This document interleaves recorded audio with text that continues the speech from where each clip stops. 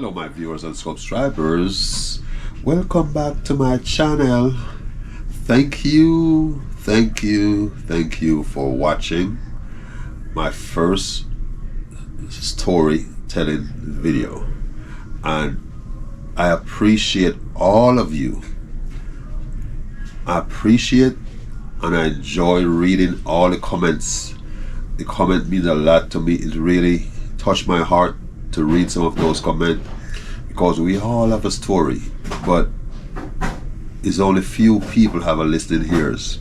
Sometimes people don't want to listen to other person's story, but I appreciate you guys listening to my story.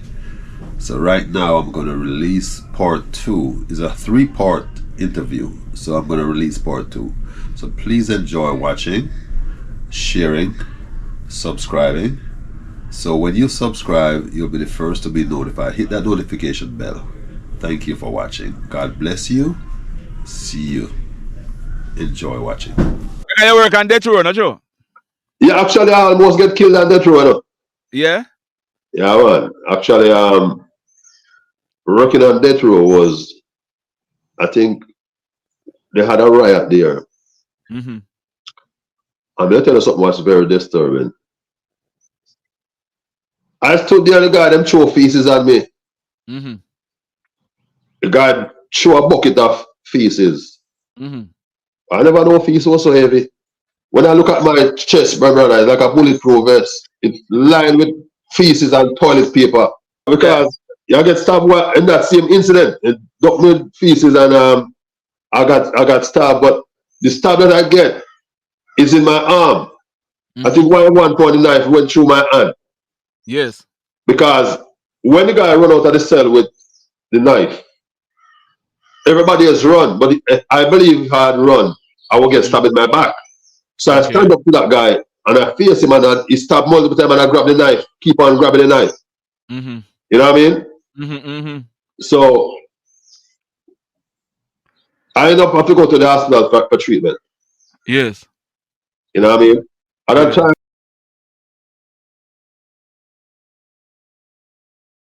that's my what was a close call to death for me, God. So how long you spent as a warder? I was running for about 5 years, you know. Okay. And then, Okay, you left Jamaica when? About 93 or there? 93, yeah. I came to New York, 1993. And at the time when I came to New York, I couldn't get no job because I never have any papers to get job. But I create my own job. That's why I come right back to Pablo's creation. I create my own job. Yes. And after I create my job, the jobs I created was I used to go to the football field and sell juice. Mm-hmm. I used to blend up different stuff and start to sell to the guys on the football field. Mm-hmm. Like peanut, pumpkin juice, breadfruit juice. They boil all the breadfruit and they can make juice. And it tastes like salsa. Yeah. Yeah. So I went there the first day and sell. I sold about $60 worth. That is $60 in America, enough money. And the second day I went back, it was only on weekends. The second weekend I went back to sell. I was kind of hiding because I believe everybody must have a diarrhea last week. Because not that I give them bad food, but I use a lot of milk product.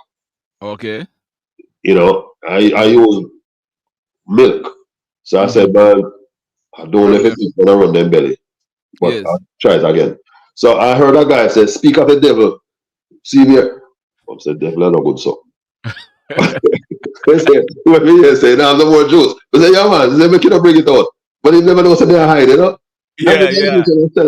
Sell my juice until I went to Jamaica Avenue in Queens and I buy one cassette, Barry Salmon cassette and Dennis Brown. 2 of them on one cassette. And I go home and I double up that cassette and make multiple cassette. And I went back out there with a music tape, tape record, what do you call it? A boombox. Boombox. And I put it in the traveling bag and I went back out there and started to sell music. Then the family I was staying with at the time, affiliated with Jack Ruby daughter. Jack Ruby from watch if your daughter, film daughter. Give me some CDs and give me a bigger boom box. Yes. And say, go on the road. And I say, police, I got to take out the boom box. He said, go on with it, see how you don't care. I try. And may her soul rest in peace. She named Susan Chang. Yes. And she gave me another, and I went out there and I started to sell more and more CD. But at the time, police was taking people to jail for that. And Jamaica Avenue was running like downtown Kingston, and people sell stuff on it and yeah, man. blanket and grab the phone and the blanket and run. But I was one of them who running, but I don't know who I was on it running from. So I saw the little shine hat man coming and I grabbed my little bag and started to run, looking behind me. And then I got bumped up right into a policeman. But the man I was running from was a bus conductor. Yeah.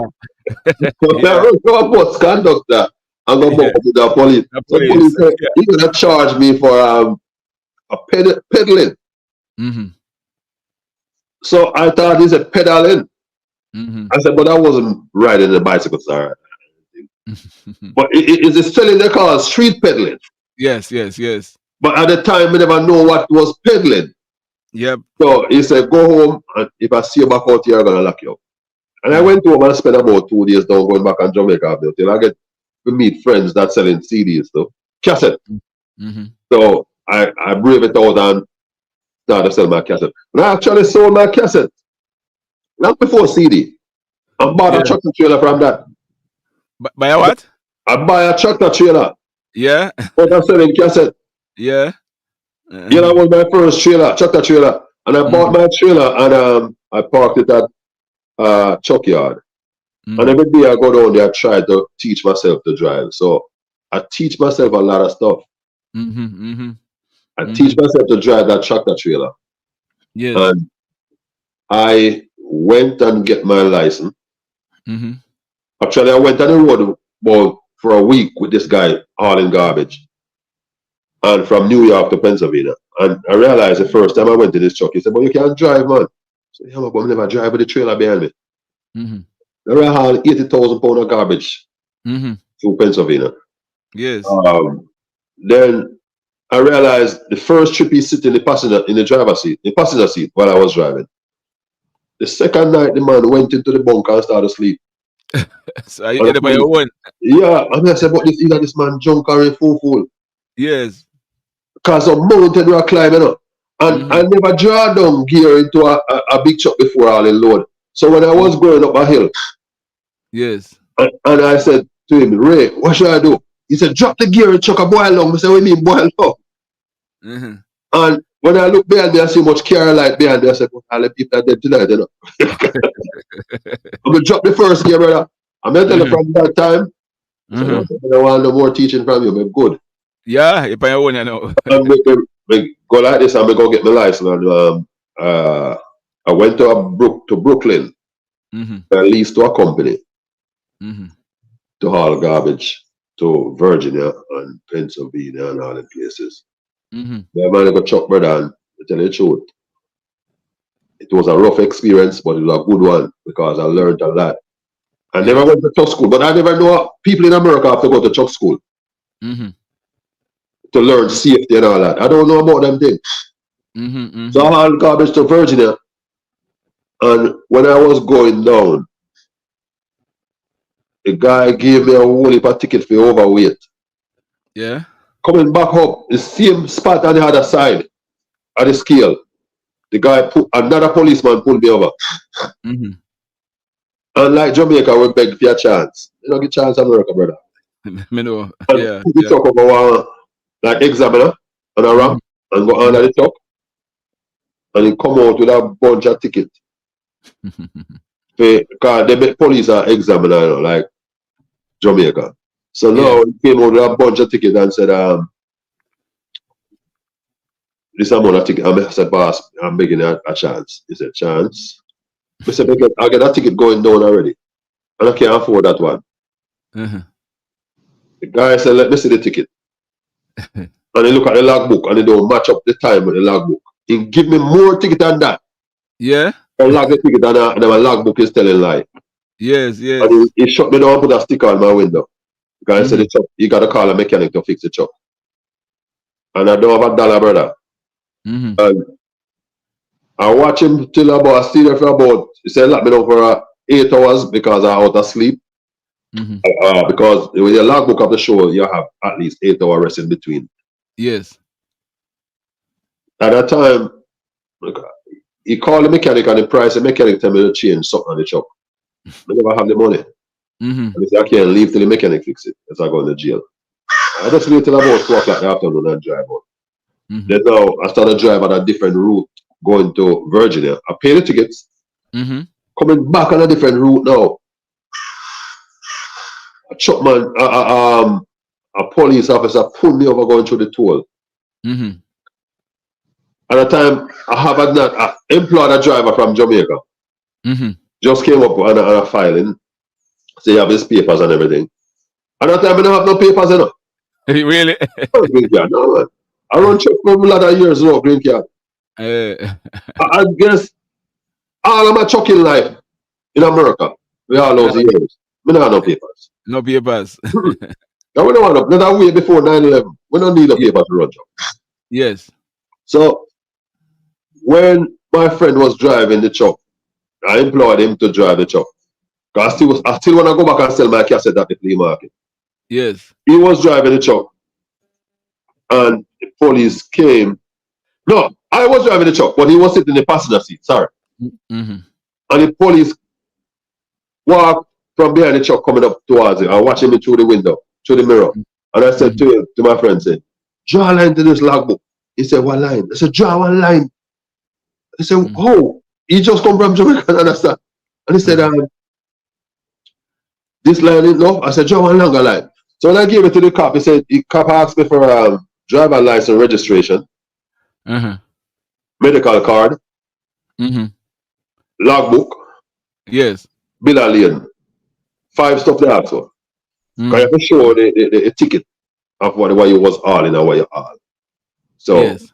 I gave him the logbook and I gave him the bill of lading and I gave him the whatever they asked for, medical card. If I have a medical card for that truck. He said, where's the log? I said, you have it, sir. He turned the leaves and he said, where? Show me. And I showed him the line. He said, you think this is a effing joke? Huh? It's not a joke. You think I'm joking? So I said, no, I don't think you're joking, sir. So he said to me, you're going to go inspect my truck. And he went down under the truck and come out with a long list of stuff that's wrong with that truck. And he said, man, and he said, you're serious, you don't know about log, you don't go to truck school? I said, no, sir. He said, all right, get out of the truck. Let's go to the police station. I said, oh God, the man will lock me up now. When I went to the station, he said to me, tell me the truth, how you get this job? I said, I just get my license and I go apply for the job. He said, you don't go to orientation, they don't bring you to orientation, because the company that hire you should give you orientation. I said, that's the word you use a while ago, sir. What you say? Or what, sir? Hey. Are you kidding me? Yes. So what is orientation, sir? He said, are you serious? I said, yeah. And I tried to tell him my story. Coming to the country, struggling, whatever. And he felt sorry for me. And he said, I feel bad for you, but I still got to give you some ticket. He said, look at all this ticket on the computer. And he turned the computer screen to me and said, oh, you help me pick out some of these tickets. And I said, give me that one, this one, that one. And he said, but you don't pick out the one for $700. $600 and $500. I just $200 ticket to pick out. He said, that's not the big one. And he gave me a lot of tickets, man. The tickets he gave me, man, is like, I believe I have to throw something in the back of the truck, he couldn't roll out the cab. I know what I did. I didn't pay them ticket, brother. I went to New York and he said he gonna lock down the company, which he did lock the company down that hired me. Yeah? Yeah, because I was a road hazard. I don't have no safety experience or nothing. And he said, I'm gonna let you loose. But only do me a favor. If a next cop stop you, don't tell him say I stopped you before, because I'm gonna lose my job. I should lock you up and take away your truck. So I said, I promise I won't tell them. So take your time and drive to New York. Start on the tickets. I went to New York and I sold the truck, you know. Because the amount of ticket I got value more than the truck. More than the truck. Yeah, so I sell the ticket. Sell the truck. Sell the truck and pay the ticket. Yes, yes. I was out of truck for a while. But we still love truck. And I go back and sell my cassette again, brother. I sell more cassette. I have another hymn. I throw my partner. Sell cassette. And I went to Atlanta and I bought a newer truck, one nice truck this time. Pretty truck, cash. And all this time you don't have the papers yet. I don't got papers. I don't have papers you want to make money in America. Yeah, yeah. Because at the time now, they're going to lease to a different company who have your orientation now. So when I went to that company to lease to the company, they asked me for my green card number. And when I don't know what's that alien number. So I called a friend in New York and said, what's that alien number? I said, green card number. So I said, give me your number. Let me jump it up and give it to them. So them a pay phone I use, you know. We go on the pay phone and call them. And yeah, man. Give me the number now. And it's like you say, a 9 number. We start with A. And I take film number, I shuffle it up and I get the job. I start work for that company. But I worked for that company till that truck broke down. And I started run. Actually, me and this guy, what I call for the green card number, he started work for the company too. Yes. But what I did, I put the truck like in his name. Because remember, I don't have no papers at this time now. We put the truck in his name. So he get my paycheck and he cash it for me and stuff like that. So now, me and him started run truck now, and I have my truck, he have his truck. It's running good till my truck broke down. And I tell him, I go through some rough thing, brother. My truck, I run to California, my truck broke down in North Carolina. And it was like freezing cold. And I went to a dealership, and the dealership closed. And the engine can't start no more, just barely can go to a dealership. And I have to sleep in that cold truck, you know. Till daylight. I have a bottle of water on the dashboard, and when I wake up, the water turn ice. Yeah. And I wrap up in this truck.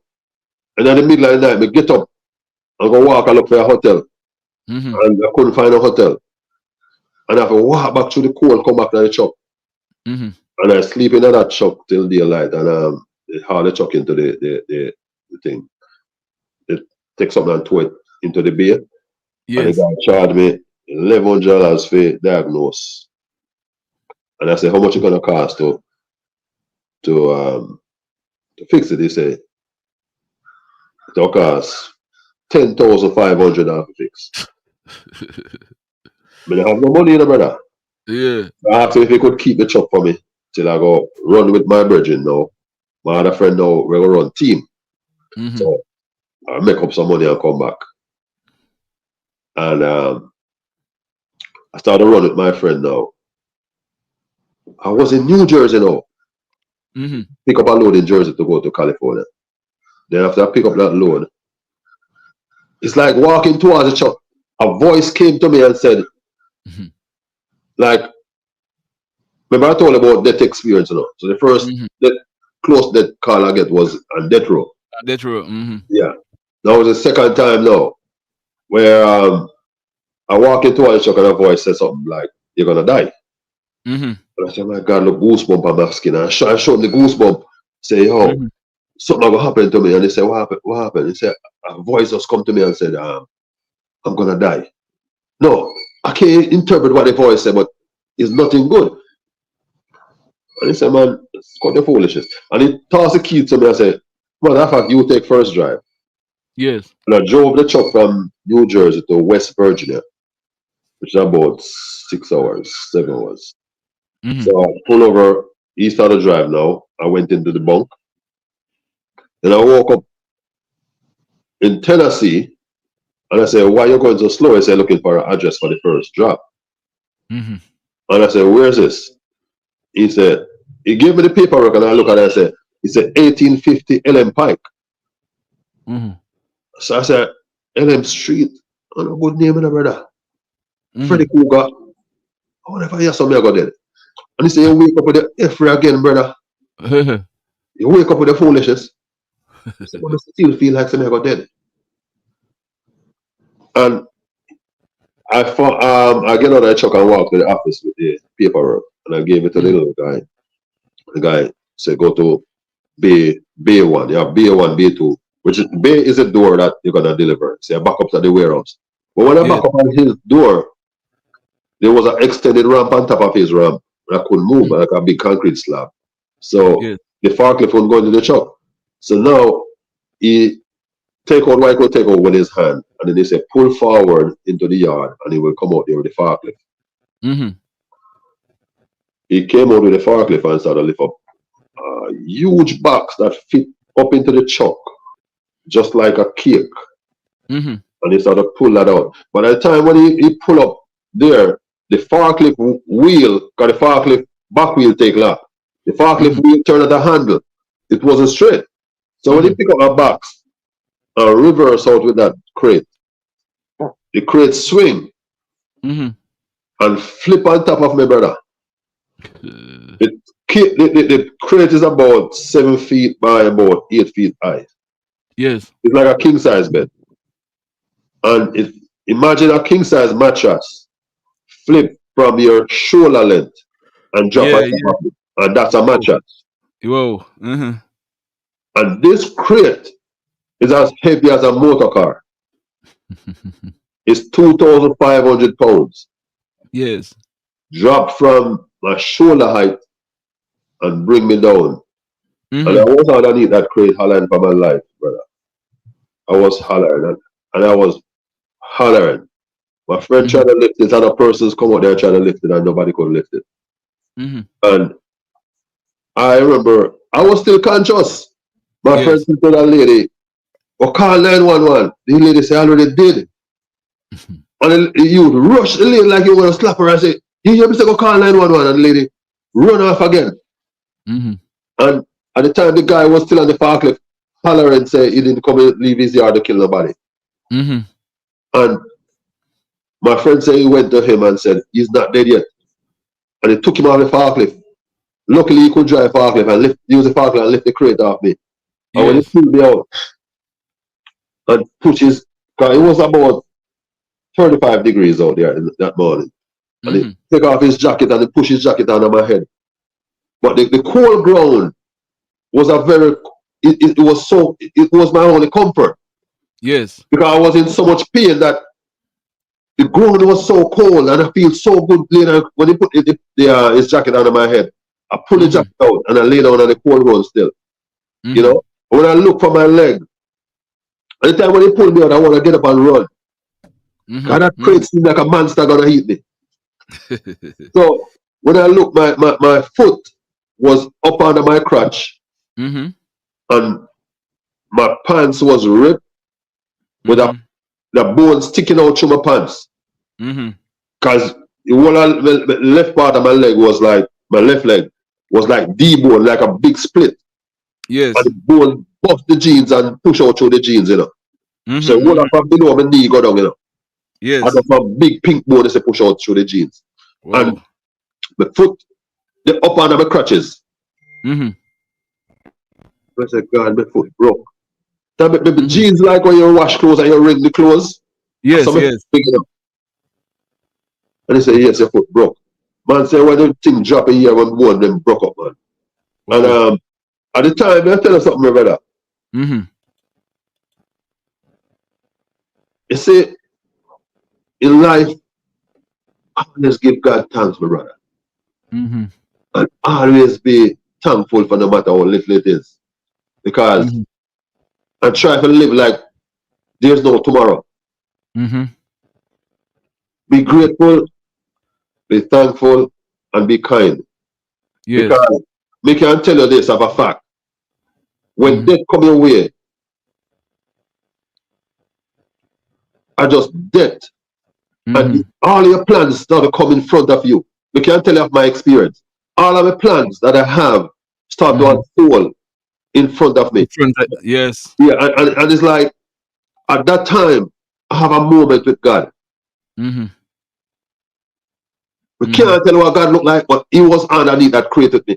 And I was talking to him and I was asking him, what have I done for him to punish me this way?